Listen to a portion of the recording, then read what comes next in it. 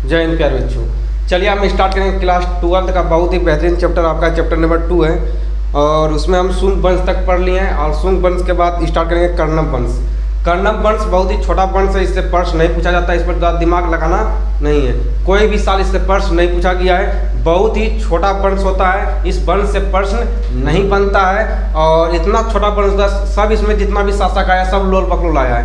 एक भी शासक इसमें बहुत उतना खास शासक नहीं था, है ना, सब लोल बकलोल था, कोई शासन नहीं कर पाया, 5 दिन तक टिक नहीं पाया, कोई भी शासक हो इसमें नहीं टिक पाया, है ना।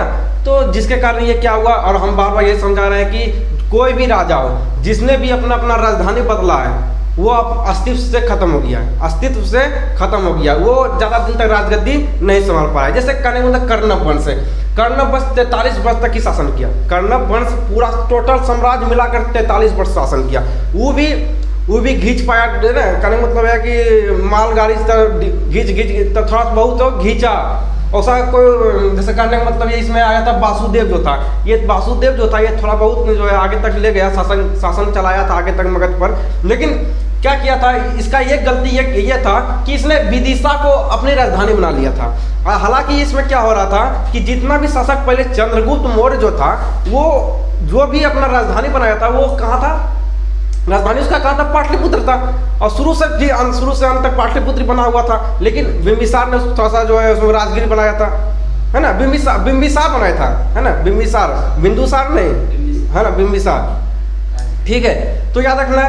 तो अगर कोई पूछेगा कि चंद्रगुप्त साम्राज्य जो है इतना आगे कैसे चला गया, तो चंद्रगुप्त मौर्य साम्राज्य जो इतना दूर जाने का कारण यही है क्योंकि उसने अपना राजधानी नहीं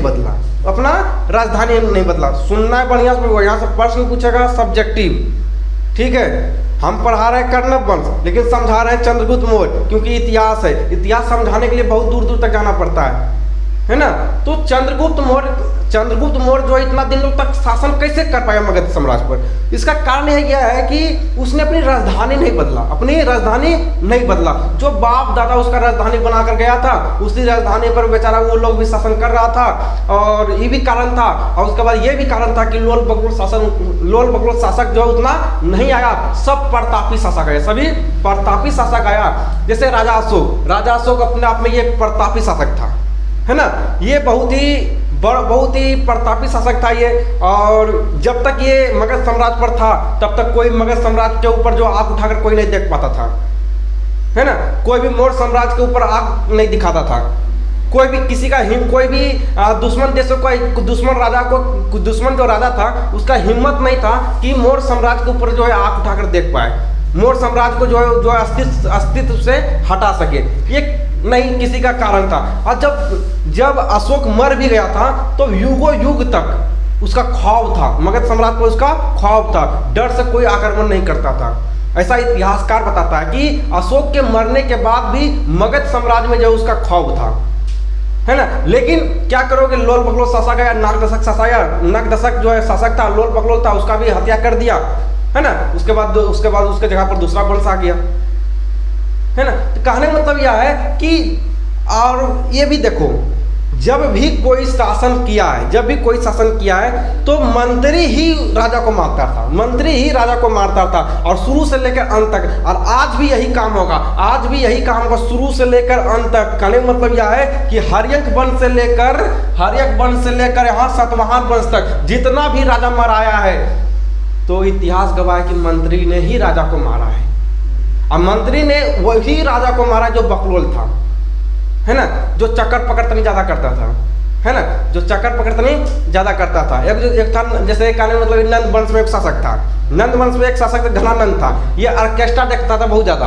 है ना, इसके यहाँ ऑर्केस्ट्रा बहुत ज्यादा होता था। भले कुछ हो रहा साम्राज्य में कुछ हो रहा, चंद्रगुप्त मौर्य आया, है ना, चंद्रगुप्त मौर्य आया, भैया बोला चाणक्य आया, बोला भैया जो है ऐसा बात है, सिकंदर आक्रमण करने वाला है भारत पर, सिकंदर आक्रमण करने वाला है, तो जो है कुछ कीजिए, सिकंदर आक्रमण करने वाला है, कुछ कीजिए, क्या ऑर्केस्ट्रा में बिजी है, अपना साम्राज्य खत्म हो जाएगा, लेकिन उसने कुछ सुना नहीं, उसने कुछ सुना नहीं। चाणक्य को लात मारकर बाहर कर दिया, अपमानित कर दिया। तो उसी वक्त चाणक्य ने अपनी शिखा को, अपने उसका शिखा खुला हुआ था और वो शिखा, और उसने कहा था मैं ये शिखा तब बांधूंगा जब ये नंद वंश का समाप्ति कर दूंगा, है ना बउआ। वही सिकंदर था, कहा जाता विश्व विजेता सिकंदर कहा जाता है कि ये बात भी, सिकंदर जो था पूरा विश्व को जीत लिया था, सिकंदर पूरा विश्व को जीत लिया था, पर भारत को पूरी तरह से जीत नहीं पाया था, है ना।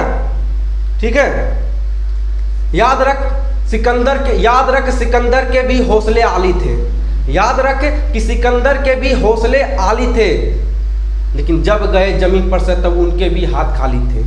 ना कुछ लेकर आया था और ना कुछ विश्व विजेता सिकंदर कुछ लेकर गया, पर अपने संस्कार और अपने व्यवहार को इतना बेहतरीन बनाकर जाना कि मरने के बाद भी युग युग तक तुझे, इस देश की जनता तुझे याद रखे। आज हमारे बीच APJ अब्दुल कलाम, महात्मा गांधी, सुभाष चंद्र बोस, भगत सिंह, ये सभी वीर जवान, वीर सेनानी, है ना, वीर भक्त लोग आज हमारे बीच नहीं है, पर 140 करोड़ देशवासियों के दिल में आज ये राज करते हैं, है ना। कहने मतलब यह है कि आप इस धरती पर ना रहो, कोई दिक्कत नहीं है, लेकिन अपना संस्कार और अपना व्यवहार इतना बेहतरीन बना के जाना कि जाने के बाद भी लोग उसको, उसके अंदर ये खलबली मच जाए कि यार वो इंसान इस दुनिया में नहीं है, तो आज उसके ना होने का एहसास हो रहा है, आज उस इंसान का ना होने का एहसास हो रहा है ना। तो इस प्रकार से होना चाहिए। वही सिकंदर था, ना कुछ लेकर आया था ना कुछ लेकर गया था, लेकिन उसको कहा था विश्व विजेता सिकंदर, पूरा विश्व को जीत लिया था, लेकिन पूरा भारत को जीत नहीं पाया था। यही था चाणक्य का दिमाग, चाणक्य ने ही दिमाग लगाया था। आगे बढ़ते हैं। इस वंश के संस्थापक वासुदेव थे, याद रखना है, खत्म कहानी हो गया। इस वंश में कुल 4 शासक आया है, चारों बकलोल था, बकलोल ही कहोगे कोई दिक्कत नहीं है, कहीं कोई मारेगा डंगाएगा इसमें नहीं, है ना, कोई मारेगा डंगाएगा नहीं मारेगा।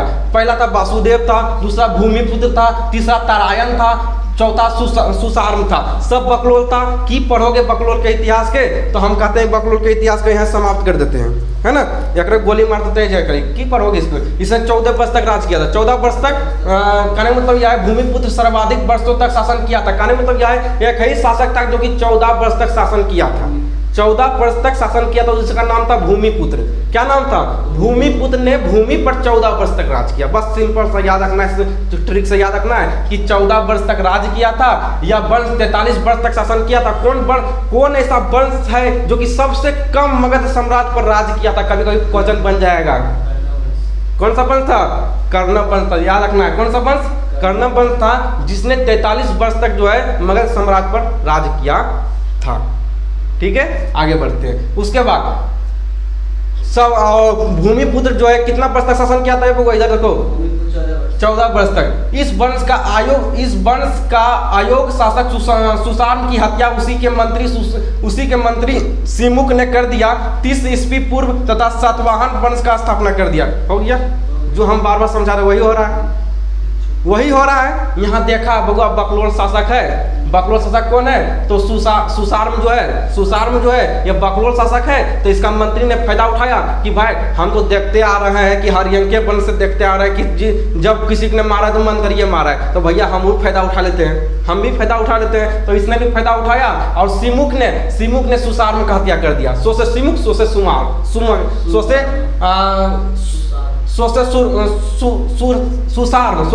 सुसार्म और सो से सिमुक। सिमुक ने हत्या किसका किया? यहीं फंसोगे। सिमुक ने हत्या किया सुसार्म का, सिसुम ने हत्या किया सुसार्म का। और जो ये सुमुक जो था, इसने क्या किया? तो सातवाहन वंश का स्थापना कर दिया। किसका हत्या करके? कभी पूछता है कि किसका हत्या करके सिमुक ने जो है सातवाहन वंश का स्थापना किया? सुसार्म वंश का हत्या करके क्या किया था? तो किसका स्थापना किया था? सिमुक ने सुसार्म का हत्या करके किसका स्थापना किया था? कौन सा वंश का? सातवाहन वंश का। तो ये है आपका कर्ण वंश खत्म हो गया। कोई बहुत बेहतरीन इसका इतिहास नहीं है है ना। और इतिहास को इतिहास की तरह पढ़ोगे कभी समझ नहीं पाओगे। इतिहास को फिल्मी दुनिया की तरह पढ़ोगे, है ना, कहाँ पर मार हो रहा है, कहाँ पर थोड़ा सा डंगा, कहाँ जो है अमरीश पुरी डंगा रहा है ना, कहाँ मिथुन चक्रवर्ती गोली चला रहा है। तो कहने मतलब जब तक तुम हिस्ट्री को हिस्ट्री तरह पढ़ोगे वो नहीं समझ पाओगे। हिस्ट्री को फिल्मी दुनिया की तरह पढ़ो, है ना। जैसे जिस प्रकार 3 घंटा 2.5 घंटा का मूवी कितना बेहतरीन से याद हो जाता है। कहाँ पर जो है अमरीश पुरी ने जो है क्या कहता है इसका देवी, क्या नाम उसका था जो नागिन बन जाता था, उसका नाम भूल रहे हैं, श्री देवी को कहाँ नागिन बनाया था, है ना। सारा चीज श्री देवी का जो है वो थी बहुत फेमस था। आगे बढ़ते हैं। सातवाहन वंश आप पढ़ेंगे, सातवाहन वंश के बारे में पढ़ेंगे।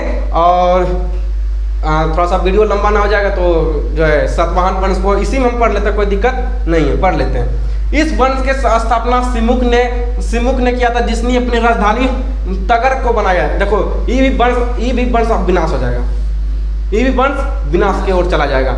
आप समझो होगा, इसने बनाया विदिशा को, इसने अपनी राजधानी कर्णव वंश का राजा जब आया था, कौन आया था, वासुदेव आया था, तो इसने अपनी राजधानी विदिशा को बनाया। और अपनी जब बकलोला आया थी कि क्या तगर को बना लिया, अपनी राजधानी तगर को बना लिया। अब विदिशा राजा की दिक्कत था, कोई दिक्कत नहीं था, लेकिन बना लिया तगर को। अभी भी गया चौना, अभी भी ज्यादा दिन तक राज नहीं कर पाएगा। लेकिन इसमें भी था बहुत प्रतापी शासक आया था, वहीं से प्रश्न पूछता है ना। प्रतापी शासक था जो कि कुछ दिन तक राज किया था, ठीक है।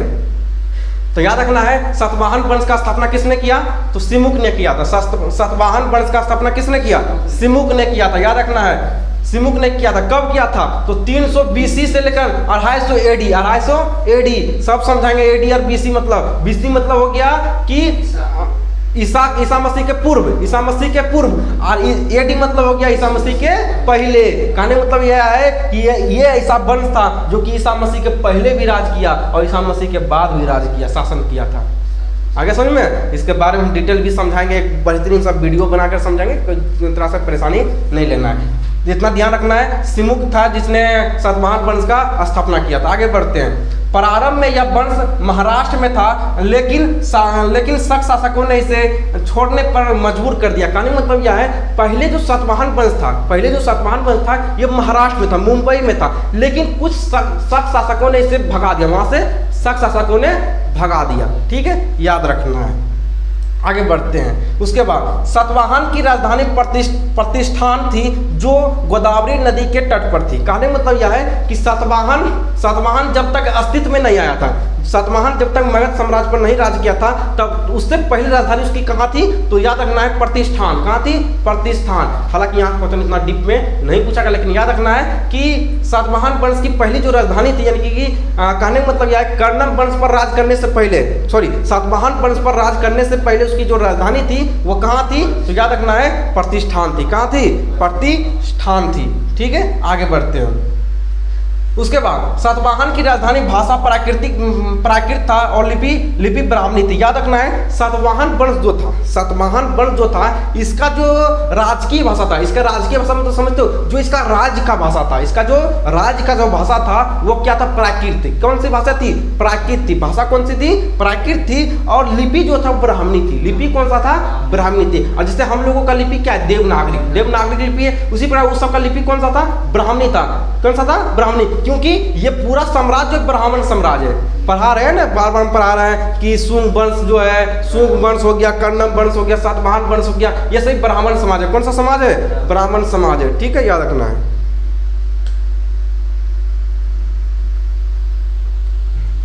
आगे बढ़ते हैं। सतकर्णी प्रथम, हम यहां से प्रश्न बनेगा हुआ, ध्यान देना है। सतकर्णी प्रथम सातवाहन वंश के शासक थे। इसकी जानकारी नाना घाट अभिलेख में मिलती है, जो उसकी पत्नी नैनिका द्वारा बनाया गया। सोच लो ये कैसी पत्नी थी। ये अपने पति के बारे में लिखता है, ऐसा ये पत्नी थी कि सतकर्णी प्रथम। अब यहाँ से प्रश्न बनता है, सतकर्णी प्रथम से प्रश्न बनेगा जरूर, ठीक है, याद रखना है। सतकर्णी प्रथम सातवाहन वंश के शासक थे। इसकी जानकारी नानाघाट अभिलेख से मिलती है। कहने मतलब यह है सतकर्णी प्रथम जो था ये सातवाहन वंश का पहला शासक था। सातवाहन वंश का पहला शासक था कौन? तो सतकर्णी प्रथम। इसकी जानकारी किससे मिलती है? याद रखना है नानाघाट से। नानाघाट अभिलेख से इसकी जानकारी मिलती है। ठीक है। और इसकी पत्नी नेनिका द्वारा बनाया गया। इसकी पत्नी नेनिका द्वारा बनवाया गया। याद रखना है इसकी पत्नी नेनिका के द्वारा बनवाया गया था। इसी पता चलता है कि सतकर्णी प्रथम जो था वो सातवाहन वंश का शासक था। ये किससे प्राप्त, किस अभिलेख से मिलता है? तो याद रखना नानाघाट अभिलेख। तो नानाघाट अभिलेख किसने बनवाया था? उसकी पत्नी नैनिका ने। सोच लो ये कैसी पत्नी थी। कहने मतलब ये अपने पति के बारे में लिखता है। अपने पति के बारे में लिखता है कि ये हमारा पति सतकर्णी प्रथम जो है, सतकर्णी प्रथम जो था ये सातवाहन वंश का कौन था? तो ये शासक था। उसने किस अभिलेख में लिखता है? तो नानाघाट अभिलेख में। यहाँ से प्रश्न बनता है, याद रखना है। आगे बढ़ जाते हैं। ठीक है, चलिए इसके आगे हम जो है अगले वीडियो में देख लेंगे, क्योंकि वीडियो ज़्यादा लंबा नहीं हो जाए। ठीक है, मिलते हैं नेक्स्ट वीडियो में। तब तक के लिए बाय बाय। जय हिंद, जय भारत।